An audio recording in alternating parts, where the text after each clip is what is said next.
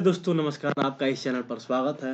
दोस्तों आप लोगों के बीच में हम लोगों ने घटना चक्र की सीरीज लेकर आए हैं। आप लोगों को यह मुझे पूरा विश्वास है कि आप लोगों को यह सीरीज अच्छा लगेगा तो आप लोग लाइक शेयर एंड सब्सक्राइब करना ना भूलें। हम लोग आज बायोलॉजी के काफ़ी ही महत्वपूर्ण टॉपिक विटामिन और पोषण पे चर्चा करेंगे, जो घटना चक्र के नोट्स दिए हुए हैं। और ये टॉपिक काफ़ी इंपॉर्टेंट है। पिछले पीसीएस और कई सारे एग्जामों में निश्चित तौर पर इससे एक क्वेश्चन रहते हैं, एक दो क्वेश्चन। तो फ्रेंड्स चलते हैं हम लोग विटामिन और पोषण। कार्बोहाइड्रेट, प्रोटीन्स, लिपिड्स और न्यूक्लिक अम्ल, जल, खनिज, लवण और विटामिन 7 प्रकार के प्रमुख पोषक पदार्थ है। कितने प्रकार के प्रमुख पोषक पदार्थ है? तो 7 प्रकार के। इसमें कौन कौन से? कार्बोहाइड्रेट, प्रोटीन, लिपिड्स, न्यूक्लिक अम्ल, जल, खनिज, लवण और विटामिन। मानव सहित सभी जंतु समानतः इन्हीं भोजन से प्राप्त करते हैं। मानव सहित सभी जंतु समानतः इन्हें भोजन से प्राप्त करते हैं। इन पदार्थों में जल व खनिज, लवण, अकार्बनिक पदार्थ और शेष कार्बनिक पदार्थ, जो 7 प्रकार के पोषक पदार्थ है, जिसमें से जल और खनिज अकार्बनिक पदार्थ है। बाकी जो 5 बचे वो शेष कार्बनिक पदार्थ है। जैसे कार्बोहाइड्रेट और वसा प्रमुख ऊर्जा उत्पादक है। ऊर्जा उत्पादक के रूप में कार्बोहाइड्रेट और वसा प्रमुख है।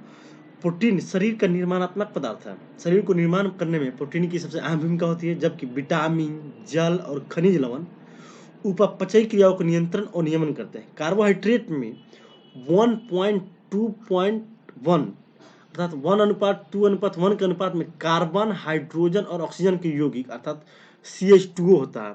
ये किस्म होता है। कार्बोहाइड्रेट्स के अनुपात होते हैं 1:2:1, 1 कार्बन होगा, 2 हाइड्रोजन होगा और 1 ऑक्सीजन के योग होता है। 1911-12 में पोलैंड के वैज्ञानिक कैसिमर फंक ने पहली बार विटामिन की अवधारणा का निरूपण किया।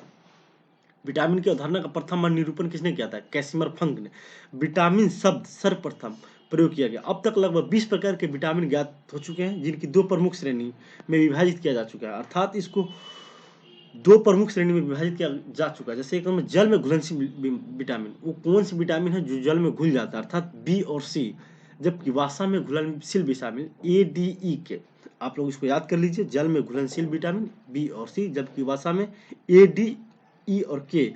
विटामिन को सहायक आहार कारक भी कहा जाता है। जब इसकी हम लोग जो दूसरे वीडियो होगा जिसमें हम लोग इस क्वेश्चन को देखने की कोशिश करेंगे, उसमें क्वेश्चन आपको मिलेगा सहायक आहार कारक कौन है? विटामिन, प्रोटीन, इस प्रकार के आप में ऑप्शन रहेगा। तो आपको निश्चित तौर पे आना चाहिए कि विटामिन का सहायक आहार कारक भी कहा जाता है। इस प्रकार स्पष्ट करने वाले पहले वैज्ञानिक फ्रेडरिक गोलैंड हॉपकिंस थे। लैक्टोज प्राकृतिक शक्कर है। लैक्टोज है ना, वो प्राकृतिक शक्कर है। यह एक डाइसेकेराइड कार्बोहाइड्रेट है जो दूध में पाया जाता है। दूध में लैक्टोज पाया जाता है। यह एक डाइसेकेराइड कार्बोहाइड्रेट है। लैक्टोज भी एक प्रकार का कार्बोहाइड्रेट है जिसका प्रकार डाइसेकेराइड है और इसकी हल्की मिठास का कारण है यह ग्लैक्टोज और ग्लूकोज से मिलकर बनता है। ये जो लैक्टोज है यह ग्लूकोज और ग्लैक्टोज से मिलकर बनता है। चलते हैं हम लोग इसको टेबल को अध्ययन करते हैं और ये काफी इंपॉर्टेंट है, आप लोग इसको रट्टा मारिए। प्रमुख विटामिन स्रोत और उनसे कमियां होने वाला, यहाँ पे जो विटामिन है उसका नाम क्या है, उसके स्रोत कौन कौन से हैं, कमी से कौन कौन से रोग मनुष्य के शरीर में होता है और उसके।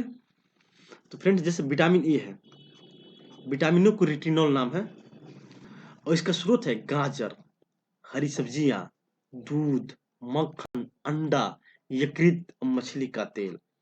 इससे कौन कौन सी बीमारी होता है?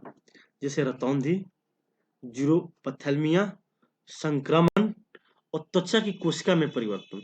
जो बॉडी की सेल होता है ना, उसमें परिवर्तन होता है, रतौंधी और संक्रमण, इससे बीमारी होती है। हम लोग चलते हैं विटामिन B1। विटामिन B1 को थायमिन बोलते हैं, जबकि B2 को राइबोफ्लेविन। विटामिन B1 जो थायमिन है, ये मिलता है हम लोग को अनाज, फलियां, सोयाबीन और दूध। दूध में से लगभग बहुत सारे विटामिन हम लोग को दूध से ही मिलता है, काफी इंपॉर्टेंट होता है। जैसे आप लोग देख सकते हैं विटामिन ए में, B1 में, हम लोग आगे भी देखेंगे। इससे विटामिन B1 की कमी से हो जाता है आपका जो है ना ग्रोथ होगा ना, ग्रोथ रुक जाएगा आपका। और बेरी जैसे नामक घातक बीमारी विटामिन B1 की कमी से होता है। जबकि B2 की कमी से किलोसिस होता है। इसका जो वैज्ञानिक नाम है उसको राइबोफ्लेविन बोलते हैं। B2 का वैज्ञानिक नाम राइबोफ्लेविन है। ये आपको कहाँ कहाँ से मिल सकता है? ये मिलेगा आपको पनीर, अंडे, ईस्ट, मांस और हरी पत्तेदार सब्जियां। हरी पत्तेदार सब्जियां इसलिए आप लोग कहा जाता है कि हरी सब्जियां खाइए, हरी सब्जियां खाइए। इसलिए हरी सब्जियों पर ज़्यादा जोर दिया जाता है और काफ़ी महँगी भी होती है। इसकी ये कारण है कि वो बर्बाद भी हो जाता है ट्रांसपोर्ट में उसकी, अपव्यय भी सबसे ज़्यादा होता है। विटामिन बी2 की कमी से किलोसिस होता है। हम लोग चलते हैं नेक्स्ट बी3। बी3 का प्राकृतिक नाम नियासिन या निकोटिनिक अम्ल है। इसकी कमी से प्लाग अर्थात चर्मग्रह होता है। ये मिलता है आपको ईस्ट, मांस, मछली, अंडे, दूध और फलिया में। नेक्स्ट हम लोग का बी5 पेंटोथेनिक अम्ल। पेंटोथेनिक अम्ल ये से होगा आपका चर्म रोग, वृद्धि कम हो जाएगा आपका और बाल सफेद। बी5 की कमी से आपका बाल सफेद होने लगेगा अर्थात कम ही उम्र में 30-35 की ही अवस्था में, 25 की ही अवस्था में आप लोग देखते होंगे कि के जो सफेदी आजकल की युवाओं में और नगर पालिका में अगर आप जाएंगे, नगर निगम में, मेट्रोपॉलिटन सिटी में, तो आप लोग निश्चित तौर पे इसकी जनसंख्या मतलब इसके अनुपात में वृद्धि आप लोग देखेंगे। जैसे अंडा, दूध, मांस और मूंगफली। हम लोग चलते हैं बी6 पायरोडॉक्सिन। बी6 आपको निश्चित तौर पे ये काफी इंपॉर्टेंट है। बी6 इंपॉर्टेंट हो गया, आपको बी3 भी इंपॉर्टेंट है और बी1 भी इंपॉर्टेंट है, बी2 भी इंपॉर्टेंट है। इसका नाम आपको निश्चित तौर पे कई एग्जामों में लगता है, जैसे आपका इसका प्राकृतिक नाम पूछ लिया जाएगा अर्थात इसका वैज्ञानिक नाम, साइंटिफिक नाम पूछ लिया जाएगा। बी6 का साइंटिफिक नाम पायरोडॉक्सिन है। ये मिलेगा आपको रक्त क्षीणता, चर्म रोग और पेशिया ऐंठन से। इससे आपकी पूर्ति दूध से, ईस्ट से, अनाज और मांस खाकर इसकी आपकी पूर्ति कर सकते हैं। बी7 का वैज्ञानिक नाम हो जाएगा बायोटीन। ये चर्म रोग, बालों का झड़ना, बालों का झड़ना आजकल आम बात हो गया है, इसकी कमी हो जाएगी विटामिन बी7। आप लोग इसको पूरा कर सकते हैं मांस, गेहूं, अंडा, सब्जी और फल। हम लोग चलते हैं बी9। बी9 हो जाएगा आपका फोलिक अम्ल। ये हो सकता है आपका रक्त क्षीणता, कुंठित वृद्धि, हरी सब्जियां, फलियां, ईस्ट, मांस और अंडे। विटामिन बी9 का हो जाएगा नेम हो जाएगा आपका फोलिक अम्ल। हम लोग चलते हैं नेक्स्ट की तरफ। हम चलते हैं बी12। ये जो बी12 है अपना बी वाला, इसका नाम है साइनोकोबालमिन। ये भी काफी कई बार पूछे जा चुके हैं। इसका हो जाएगा आपका, इससे बीमारी हो जाएगा आपका घातक रक्त तीक्ष्णता और तंत्रिका तंत्र की गड़बड़ी। इसका आपका मांस, मछली, अंडा, दूध और आंत्र के जीवाणु, जो आंत्र में जो बैक्टीरिया होता है, इसे भी 12 की पूर्ति की जाती है। हम लोग चलते हैं विटामिन सी स्कॉर्बिक अम्ल। इससे हो जाएगा आपका स्कर्वी रोग होता है सबका। इसका आपका स्रोत हो जाएगा जितने भी खट्टेदार फल हैं और सब्जियां हैं, जैसे कि आंवला, नींबू, बंस के फल, टमाटर, सब्जियां, संतरा, जितने भी खट्टेदार हैं वो सब विटामिन सी से संबंधित है। विटामिन डी का नाम हो जाएगा आपका कैल्सीफेरॉल। ये हो जाएगा इसकी कमी से आपको सूखा रोग, रिएक्टस और ऑस्टोमलेशिया। विटामिन डी की कमी से आपको हो जाएगा सूखा रोग, रिएक्टस और ऑस्टोमलेशिया। ये मिलेगा आपको मक्खन में, मछली का तेल में, अंडा आदि तथा सूर्य का प्रकाश संश्लेषण में आपको विटामिन डी मिलेगा। विटामिन ई का साइंटिफिक नाम हो जाएगा आपको टोकोफेरॉल। टोकोफेरॉल विटामिन ई की कमी से जनन क्षमता की कमी, जननांग और पेशियां कमजोर हो जाती हैं। ये आपका स्रोत हो जाएगा तेल, गेहूं, अंडों की जर्दी और सोयाबीन। हम लोग चलते हैं विटामिन के। विटामिन के हो जाएगा नेप्थोक्विनिन, चोट पर रक्त का थक्का ना जमना। अगर आपकी विटामिन के की कमी है तो आपको अगर कहीं चोट लग जा रहा है तो आपका जो चोट लगेगा या ब्लड बहा हो रहा तो थक्का बनने में समस्या आती है, मतलब समय लगता है। अगर आप विटामिन के आपके शरीर में पूरी मतलब काफी पर्याप्त मात्रा में है, तो अगर आपका कहीं कट फट जाता है तो ब्लड का जो थक्का है ना, वो काफी आसानी से बन जाता है। तो लोग चलते हैं इसको और थोड़ा सा डिस्क्रिप्शन में चेक कर लेते हैं कि डिस्क्रिप्शन में क्या क्या है। थोड़ा सा कैसीन, ये भी काफी इंपॉर्टेंट है, इसीलिए हम लोग देख रहे हैं इसको। कैसीन है इसका, कैसीन एक फास्फोप्रोटीन है। कैसीन है एक फास्फोप्रोटीन जो कि दूध में पाया जाता है। कैसीन पाया जाता है आपको कहाँ, दूध में पाया जाता है। इसकी उपस्थिति के कारण दूध सफेद रंग का होता है। दूध का सफेद रंग कैसीन की उपस्थिति के कारण होता है। गाय के दूध का हल्का पीला रंग बीटा कैरोटीन की उपस्थिति के कारण होता है। दूध प्रोटीन को पचाने वाला एंजाइम ट्रेनिन है। जो दूध की घुलनशील प्रोटीन कैसीन की अर्ध ठोस एवं कम घुलनशील कैल्शियम पैराकैसिनेट में परिवर्तित होकर दूध को दही के रूप में जमा देता है। शिशुओं में जठर में यह पाचक एंजाइम होता है। जो शिशुओं में जठर में यह पाचक एंजाइम होता है, किंतु वयस्क में इसका अभाव होता है। रेनिन है जो शिशुओं में जो जठर में यह पाचक एंजाइम होता है, किंतु वयस्क में इसका अभाव हो जाता है। दूध के लैक्टोबैसिलस बैक्टीरिया के कारण खराब या खट्टा होता है। यह एक अति महत्वपूर्ण जीवाणु होता है जो कि पाचक नाल में पाया जाता है। ये मृत शुगर अर्थात लैक्टोज को लैक्टिक अम्ल में बदल देता है, जिसके कारण दूध खट्टा हो जाता है और दूध से दही, छाछ, पनीर निर्माण के कार्य इन जीवाणुओं के द्वारा किया जाता है। अर्थात ये काफी महत्वपूर्ण जीवाणु है। इसकी वजह से दूध का दही में परिवर्तन, दूध का छाछ में परिवर्तन तथा पनीर के निर्माण में इस जीवाणु की काफी महत्वपूर्ण भूमिका है। हम लोग चलते हैं प्रोटीन। प्रोटीन एक जटिल नाइट्रोजन युक्त कार्बनिक पदार्थ है जिसका गठन कार्बन, हाइड्रोजन, ऑक्सीजन और नाइट्रोजन तत्वों के अणुओं से मिलकर होता है। प्रोटीन का निर्माण कार्बन, हाइड्रोजन, ऑक्सीजन, नाइट्रोजन तत्वों के अणुओं से मिलकर होता है। इसमें आंशिक रूप से गंधक, फास्फोरस आदि भी उपलब्ध होता है। इसमें बहुत कम ही मात्रा में गंधक और फास्फोरस उपलब्ध होते हैं। किसमें? प्रोटीन में। प्रोटीन ऊतक के निर्माण में, मरम्मत तथा शारीरिक वृद्धि के लिए आवश्यक होता है। अमीनो अम्ल प्रोटीन की संयोजक इकाई या एकलक मोनोमर्स होते हैं। जो अमीनो अम्ल है प्रोटीन की संयोजक इकाई या एकलक मोनोमर्स होते हैं। प्रकृति में लगभग 500 प्रकार के अमीनो अम्ल पाए जाते हैं। जीव द्रव में उपस्थित विभिन्न प्रकार के अमीनो अम्ल में केवल 20 प्रकार के अमीनो अम्ल ही प्रोटीन्स के एकलक होते हैं। प्रोटीन के एकलक होता है। इनमें 11 प्रकार के अमीनो अम्ल भोजन से भी प्राप्त हो जाते हैं।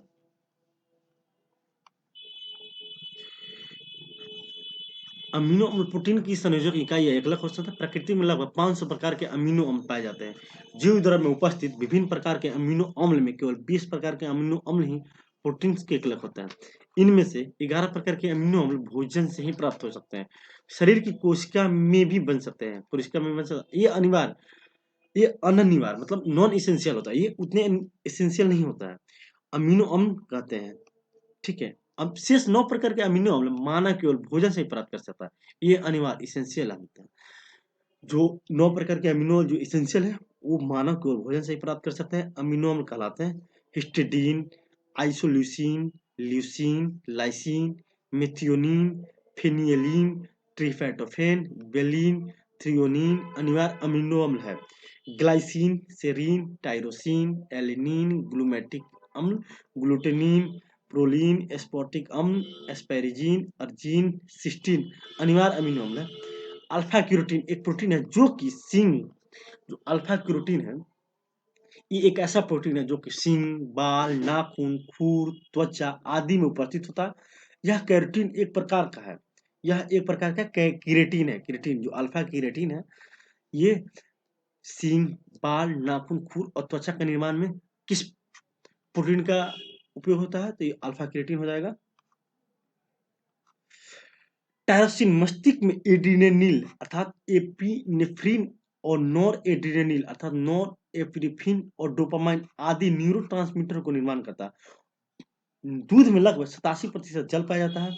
दूध है ना उसमें लगभग 87% जल की मात्रा होती है। इसके अतिरिक्त इसमें वसा,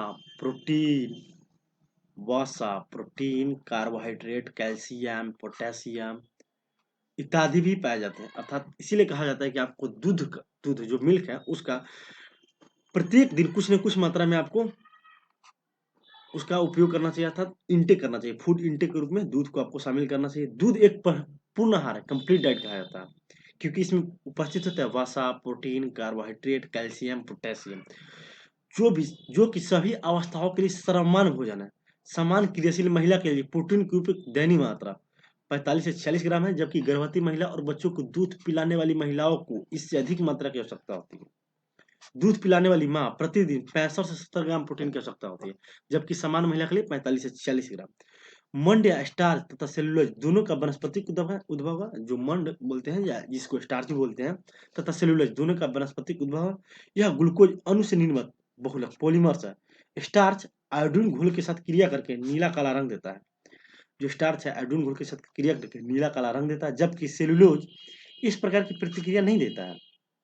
स्टार्च है जो आयोडीन के घोल के साथ क्रिया कीजिएगा तो वो अपना रिएक्शन देता है नीला और काला रंग देता है जबकि सेलुलोज इस प्रकार की प्रतिक्रिया नहीं करता। पादपों के बीज और फलियों में स्टार्च एमाइलेज और एमाइलोपेक्टिन के रूप में उपस्थित होता है। मानव शरीर की कोशिकाएं आवश्यक वाषीय अम्लों का संश्लेषण नहीं करता है। मानव शरीर की जो कोशिकाएं हैं आवश्यक वाषीय अम्लों का संश्लेषण नहीं करती है। लिनोलेइक अम्ल तथा अल्फा लिनोलेइक अम्ल मानव स्वास्थ्य के लिए आवश्यक वाषीय अम्ल है। इसेंशियल फैटी एसिड है। तिलहन फसलों में अधिकतम अल्फा लिनोइक अम्ल अलसिया तीसी में पाया जाता है। अल्फा लिनोइक अम्ल एक ओमेगा 3 वसीय अम्ल है। जुरक नलिकाओं में वसा के जमाव को रोकने के लिए सक्षम होता है। अब हम लोग चलते हैं अनसेचुरेटेड वसा की तरफ। अनसैचुरेटेड वसा, असंतृप्त वसा जिसे बोलते हैं, संतृप्त वसाओं की तुलना में अधिक अभिक्रियाशील होता है। इसके अणुओं में किन्हीं कार्बन परमाणुओं के मध्य दोहरे बंध अर्थात डबल बॉन्ड पाए जाते हैं।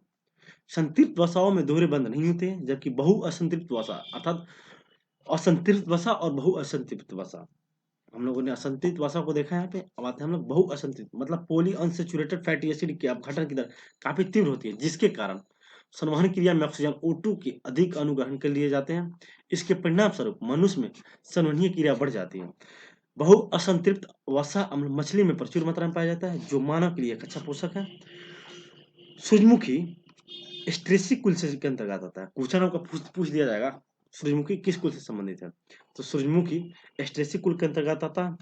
यह एक आवृत्तिबीजी पौधा है जिसके उपयोग तेल बनाने के लिए किया जाता है। इस तेल की एक अच्छी गुणवत्ता का खाद्य तेल होता है, क्योंकि इसमें असंतृप्त वसा अम्लों की अधिकता होती है। ज्ञातव्य है कि असंतृप्त वसा अम्ल मानव के लिए अच्छा पोषक तत्व है। जो अनसेचुरेटेड फैट है मानव के लिए एक अच्छा पोषक तत्व है। अब हम लोग चलते हैं ट्रांस वाटर, ट्रांस फैट के बारे में बात करते हैं। ट्रांस वसा होता है, जो ट्रांस फैट्स होते हैं, ट्रांस फैट है का उपभोग शरीर में खराब एलडीएल कोलेस्ट्रॉल के स्तर को बढ़ाता है, अच्छे एचडीएल कोलेस्ट्रॉल के स्तर को कम करता है, जो कि हृदय वाहिका के स्वास्थ्य की क्षति पहुंचा सकता है। प्राय पशु उत्पन्न वसा अम्लीय तेल का हाइड्रोजनीकृत तेल दोनों ही ट्रांस वसा होते हैं, जो स्वास्थ्य के लिए काफी लिथल होता है। ट्राइग्लिसराइड शरीर में पाए जाने वाले वसा का एक प्रकार है। आपको जब क्वेश्चन बनेगा तो ट्राइग्लिसराइड क्या है, तो एक वसा है, वसा का एक प्रकार है जो शरीर में पाया जाता है। हमारा शरीर भोजन से प्राय उपयुक्त ऊर्जा को ट्राइग्लिसराइड में परिवर्तित कर देता है, और ट्राइग्लिसराइड वसायुक्त फैट सेल में संचित होता है। तो फ्रेंड्स, हम लोगों ने विटामिन पोषण चैप्टर का जो नोट्स था घटना चक्र का, उसको हम लोगों ने देखने की कोशिश की।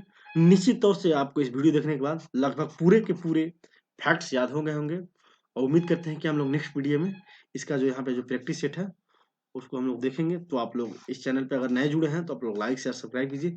ये जो इस टॉपिक से रिलेटेड जितने सारे क्वेश्चन है यहाँ पे, जो यहाँ पे आप देख सकते हैं, लगभग यहाँ पे 60-70 के इर्द-गिर्द क्वेश्चन है, उसको हम लोग देखने की कोशिश करेंगे। आप लोग बने रहिए और लाइक शेयर और सब्सक्राइब कीजिए।